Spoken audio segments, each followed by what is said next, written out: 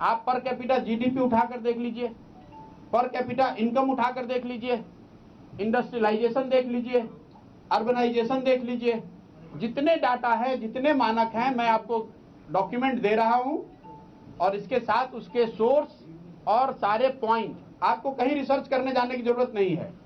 2005 और 2015 बिहार कहां खड़ा था 2005 में और 2015 में कहां खड़ा है, मैं नीतीश जी से, उनके सरकार से, पार्टी से, या जो भी इन विषयों को समझने की क्षमता रखते हो या समझते हो, वो आ जाए खुले मंच पर, जिससे बात करना चाहते हो बात कर लें। एक भी डाटा प्रशांत किशोर का डाटा नहीं है।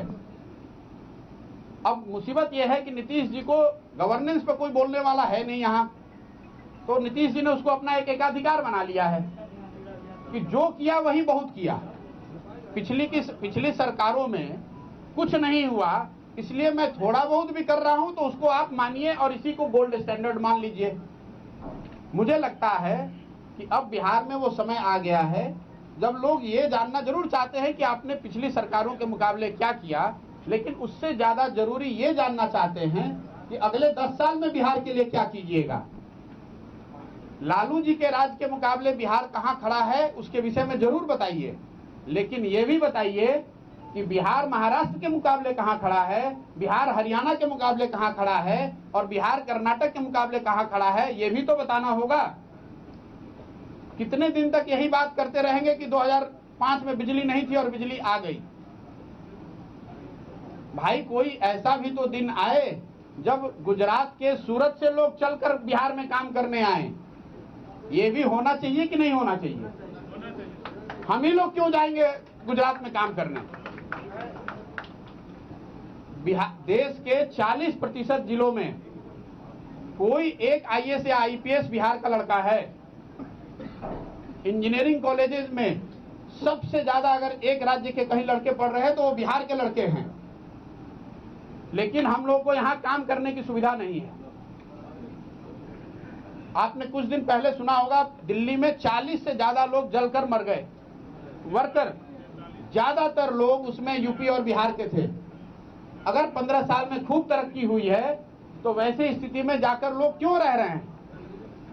कभी आपने सुना कि बिहार में कोई ऐसी घटना, न भगवान न करे हो, ऐसी घटना हुई हो और उसमें कोई कर्नाटक का आदमी हो, महाराष्ट्र का आदमी हो, गुजरात का आदमी हो? ये स्थिति कब बदलेगी? ये स्थिति तब बदलेगी जब बिहार में अपना एक सशक्त राजनीतिक नेतृत्व होगा।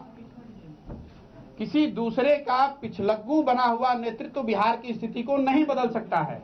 और ये बात सिर्फ मुख्यमंत्री की नहीं है, सिर्फ नीतीश कुमार की नहीं है। मैं उनके साथ था तब भी और आज भी मैं कह रहा हूं, ये स्थिति तब बदलेगी जब निचले स्तर से, ग्रामीण स्तर, गांव के स्तर से, पंचायत के स्तर से ऐसे लोग जो नए बिहार का सपना रखते हो, जो ये देखना चाहते हैं कि अगले 10 साल में, मैं रिपीट कर रहा हूं, ऐसे लोग जो बिहार को अगले 10 साल में टॉप 10 राज्य में देखना चाहते हैं, जो थक गए इस बात को सुन सुन के कि लालू जी के राज में ये नहीं था, हमने ये चीज कर दिया। अरे भाई सुन लिया कि लालू जी के राज में चिकित्सा व्यवस्था नहीं थी, आपने शुरू कर दी, लेकिन वो चिकित्सा व्यवस्था ऐसी नहीं हुई है कि हम लोग को दिल्ली ना जाना पड़े। उस चिकित्सा व्यवस्था के रहते हुए चमकी बुखार से 150 लोग मर जाते हैं, आपको पता ही नहीं चलता है। पटना 4 दिन बाढ़ की पानी में डूबा रहा, आपको पता ही नहीं है। कितने दिन तक ये बात कहते रहिएगा कि लालू जी के टाइम में 6 बजे पटना बंद हो जाता था, आज 10 बजे तक पटना खुला रहता है। लोग ये देखना चाह रहे हैं कि अगर बॉम्बे पूरी रात खुला रह सकता है तो पटना क्यों नहीं? ये सवाल क्यों नहीं पूछा जाना चाहिए? और मैं यहां इसलिए नहीं बैठा हूं कि कोई गठबंधन बनाकर नीतीश जी को हरा दिया जाए या किसी पार्टी को रोक दिया जाए या किसी पार्टी की सरकार बना दी जाए।